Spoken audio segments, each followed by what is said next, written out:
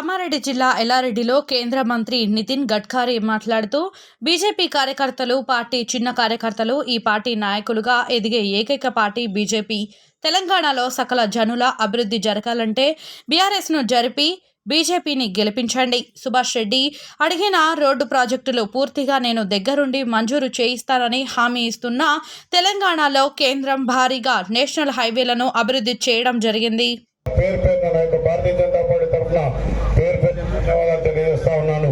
ముఖ్యంగా ఏదైతే మన ఎల్లారెడ్డి నియోజకవర్గంలో గతంలో నుంచి కూడా నేను ప్రజా సేవ చేస్తూ ప్రజలకు అందుబాటులో ఉంటూ కార్యక్రమాలు చేస్తా ఉన్నా. 15 సంవత్సరాల నుంచి మీ అందరికీ తెలిసిన విషయమే సొంత బస్సులు పెట్టి కూడా అంబులెన్స్ పంపించి పరీక్షలు చేయించి ఉచితంగా మందులు పంపిణీ చేయడం జరిగింది. తర్వాత ఏదైతే రైతులు చనిపోతే ప్రతి రైతును కూడా 6 లక్షల రూపాయల కుటుంబానికి ఇచ్చి ఆదుకున్న ఘనత నేనే చేసిన మీ అందరికి తెలియజేస్తాం. ఈవెన్ ఎమ్మెల్యే సొంత గ్రామంలో గ్రామంలో చచ్చిపోతే కూడా రైతు దగ్గర పోలే మనమే 1 లక్ష రూపాయలు ఇచ్చి తెలియజేస్తా ఉన్నా. ఈ నియోజకవర్గంలో పలు సేవా కార్యక్రమాలు చేస్తూ ప్రజలందరికీ తెలుసు చాలా సుపరిచితులుగా గత 15 సంవత్సరాల నుంచి సేవ చేస్తా ఉన్నా. 2014లో మనకు టికెట్ రాకున్నా ఆ రోజు తెలుగుదేశం బీజేపీ పొత్తు లక్ష్మారెడ్డి గారికి వచ్చినా మనందరం కూడా ఇవ్వడం జరిగింది. ఆ రోజు 2018లో రిటైర్ చేపిస్తే గారిని ఈ నియోజకవర్గంలో బంపర్ మెజారిటీతో గెలిపించడం జరిగింది. ఆయన 3 నెలలకే టీఆర్ఎస్ పార్టీకి అమ్మడం వేయడం జరిగింది. ఇప్పుడు కాంగ్రెస్ పార్టీ మరొకసారి టికెట్లు అమ్ముకున్నారు. చంద్రశేఖరరావు ఈయన కూడా గెలిచినా ఆపంచకే ఓడతారు తప్ప ఇక్కడ ఉండేటోడు కాదని చెప్పేసి మీ అందరూ కూడా తెలిసిన విషయమే అని చెప్పి తెలియజేస్తా ఉన్నా. కానీ మనం ఏదైతే గతంలో చేస్తే అని చెప్పేసి మీకు తెలియజేస్తా ఉన్నా. నిన్న రాత్రి గండివేటలో కాంగ్రెస్ కోటేస్తావా లేదా అని 3 కత్తిపోట్లు గురి చేసిన ఘనత ఈ మదన్ మోహన్ రావుకి. ఇటువంటి గుండా రాజకీయాలు నడవై ఈ నియోజకవర్గంలో మీ అందరూ తెలుసు దానిపై మీకు తెలియజేస్తా ఉన్నా. ఇక ముఖ్యంగా ఏదైతే నియోజకవర్గంలో ఉన్న సమస్యలు స్వయాన ముఖ్యమంత్రి గారే పోచారం డ్యామ్ ఎత్తు పెంచుతా ఉన్నాడు. కానీ దానిపై ఊసేది లేదు. ఈ ఎమ్మెల్యే గెలిచి కూడా అక్కడ పోయింది కానీ ఇప్పటివరకు లేదు. వాళ్ళు పెట్టి రెడీ ఉన్నది. దానికి ఇప్పుడు सबको भी मैं एक रिक्वेस्ट कर रहा हूँ साहब, यहाँ पे बस्ती का भी जरूरत है साहब. यहाँ पे और एक है साहब భూంపల్లి ప్రాజెక్ట్ సంపూర్తి ప్రాజెక్ట్ భూంపల్లి ప్రాజెక్ట్ కూడా మీ అందరికీ తెలుసు. 1000 కోట్లు వస్తే ఆ ప్రాజెక్ట్ కంప్లీట్ అవుతుంది. అన్ని ప్రాంతానికి మద్దతు ధర 31,000 రూపాయలు వడ్లకు మద్దతు ధర ఇచ్చిన ఘనత ఒక బీజేపీ పార్టీకి ఉందని చెప్పి మీకు తెలియజేస్తా ఉన్నా. గతంలో పాలించిన పాలకులు ఏ పాలకులు కూడా రైతుల గురించి ఆలోచించిన పాపాల పోలే ఇలా 3,000 ఒక్కందంటే 800 ఉన్నాం. ప్రతి సంవత్సరం ఉన్న తల్లులారా 4 సిలిండర్ ఉచితంగా 4 సిలిండర్ ఫ్రీ సిలిండర్ ఇస్తామని చెప్పి తెలియజేస్తా ఉన్నాం. ప్రధానమంత్రి మోడీ గారు మేనిఫెస్టోలో పెట్టడం జరిగింది. మీ జాగా ఎక్కడ ఉంటుందంటే ఇల్లు కట్టిస్తాం.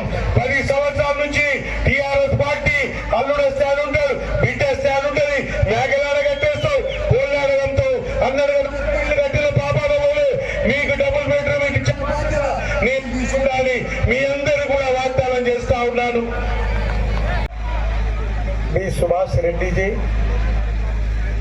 स्टेट एग्जीक्यूटिव मेंबर बनाला लक्ष्मण रेड्डी जी, कन्वेनर लिंगाराव जी, बी देवेंद्र जी, कि आपके बीच में आकर आप सबका दर्शन लेने का सौभाग्य मुझे मिला.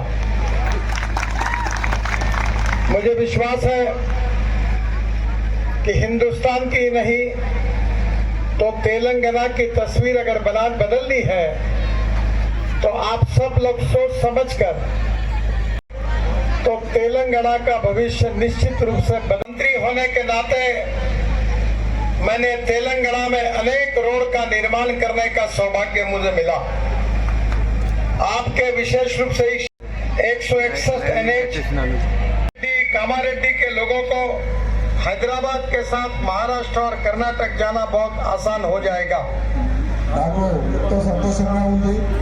से जुड़ता है और दूसरी ओर मेडक से जुड़ता है. यह कनेक्टिविटी की बहुत बड़ी समस्या थी और इसलिए मेरे विभाग ने अब राष्ट्रीय राज्य मार्ग करके इसकी घोषणा की है. ये कहते हुए मुझे बहुत खुशी हो रही है। मैं आपको बताना चाहता हूं,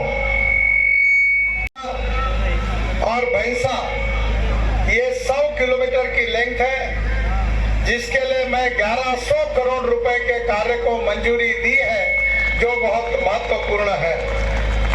इसके साथ साथ मेडक से एलारेड्डी और रुद्र ये 900 करोड़ रुपए, ऐसे 2000 करोड़ के कार्य के लिए मैंने अपने तरफ से पूरी तरह मंजूरी दी है। मदनूर से रुद्रूर, बोधन और बैसा को जोड़ती है, और इसके चौड़ीकरण विकास के लिए मंत्रालय ने बसर बैसा का प्रोजेक्ट कार्य प्रगति पर है, जबकि दूसरा मदनूर बोधन का प्रोजेक्ट शीघ्र ही इसका काम शुरू हो जाएगा, ऐसा विश्वास मैं आप सबको देता हूँ। 165D के विकास के लिए 2 प्रोजेक्ट के मंजूरी की मैं घोषणा करता हूँ। मेडक से एलारेड्डी 400 करोड़ रुपए की लागत, और एलारेड्डी से रुद्रूर रुपए मैंने स्वीकार किए हैं। इसके टेंडर फाइनल हो रहे हैं और शीघ्र ही इसके ऊपर कार्य शुरू होगा, ऐसा मैं विश्वास आप सबको देता हूँ। रोड इंफ्रास्ट्रक्चर अच्छा बनने से ये पिछड़े हुए क्षेत्र के विकास को गति मिलेगी, और इसलिए अभी जो हमारे उम्मीदवार हैं उन्होंने भी कुछ रोड की मांगे की है। सुभाष रेड्डी जी ने जो रोड की मांगे मेरे पास की है, उसकी मैंने नोट कर ली है। मैं आपको विश्वास दिलाना चाहता हूं, आप उनको हाथ में ताकत दीजिए, उनको चुन कर दीजिए, उनका विजय बनाइए। उन्होंने जो जो कुछ कहा वो सब रोड मैं बना के दूंगा, ऐसा विश्वास आप सबको देता हूं। कि ये जिले में उद्योगों की कमी है। हमारे विकास के लिए हमारे यहाँ का जो किसान है, गांव गरीब मजदूर और किसान, इसकी प्रगति और विकास करना हमारे लिए बहुत आवश्यक है। मैं आपको बताना चाहता हूं, होने के नाते हमने ब्रोकन राइस से इथेनॉल बनाया है, और पेट्रोल के अल्टरनेटिव के रूप में इथेनॉल का उपयोग हो रहा है। जो राइस स्ट्रॉ है, जिसको हम लोग, हमारा किसान केवल अन्नदाता नहीं तो ऊर्जादाता होगा, और अब राइस स्ट्रॉ से विटामिन बनाने का भी कार्य शुभारंभ हुआ है। और मुझे बताते हुए खुशी हो रही है कि इसी पर ऊर्जादाता से विटामिन दाता, और विटामिन दाता से हवाई ईंधन दाता बनेगा। गांव गरीब मजदूर किसान का कल्याण होगा और किसानों का विकास होगा, यही विश्वास मैं आपको देना चाहता हूँ। किसानों के प्रगति के लिए ऊर्जा चाहिए, अच्छा सीड चाहिए, और सिंचाई की व्यवस्था चाहिए। मैं जब सिंचाई का मंत्री था कि राज्य सरकार ने जल्दबाजी में जो डिजाइन बनाया था, उसके कारण जो समस्या तैयार हुई है, इसने तेलंगाना का बहुत बड़ा नुकसान किया। इस प्रकल्प को मंजूरी नहीं मिल रही थी, पर बार बार मुख्यमंत्री जी, सिंचाई मंत्री जी मेरे पास आए, और जनता के हित को ध्यान में लेते हुए मैंने मंजूरी दी। पर ये गलत डिजाइन के कारण जिस समस्या का आपको सामना करना पड़ रहा है, जिसके लिए राज्य सरकार जिम्मेदार है, उसका मुझे बड़ा दुख और दर्द है। विकास के लिए जब तक यहाँ का किसान समृद्ध संपन्न नहीं होगा, गांव में जाने के लिए अच्छे रोड नहीं बनेंगे, गांव में अच्छी स्कूल नहीं होंगी, अच्छे कॉलेज नहीं होंगे, युवाओं को रोजगार नहीं होगा, तब तक विकास नहीं हो सकता। तेलंगाना के मुख्यमंत्री को यहाँ के युवाओं की चिंता नहीं है, उनको चिंता है कि उनके बेटे को और उनके बेटी को कैसे रोजगार मिले। ये परिवारवाद की राजनीति है। मुख्यमंत्री के पेट से मुख्यमंत्री पैदा होगा, एमएलए के पेट से एमएलए पैदा होगा, बाकी कार्यकर्ता क्या करेंगे। मुझे विश्वास है, मैं भारतीय जनता पार्टी का कार्यकर्ता हूं। मैं पोस्टर चिपकाने का काम करता था, काले दीवार पर चूना लगाने का काम करता था। मेरा कोई बायोडाटा नहीं था, मैं कभी दिल्ली नहीं गया था, पर मेरे जैसा एक छोटा कार्यकर्ता जिस कुर्सी पर अटल बिहारी वाजपेयी बैठे उस कुर्सी पर बैठा मुझे सौभाग्य मिला। मैं पार्टी का अध्यक्ष बना।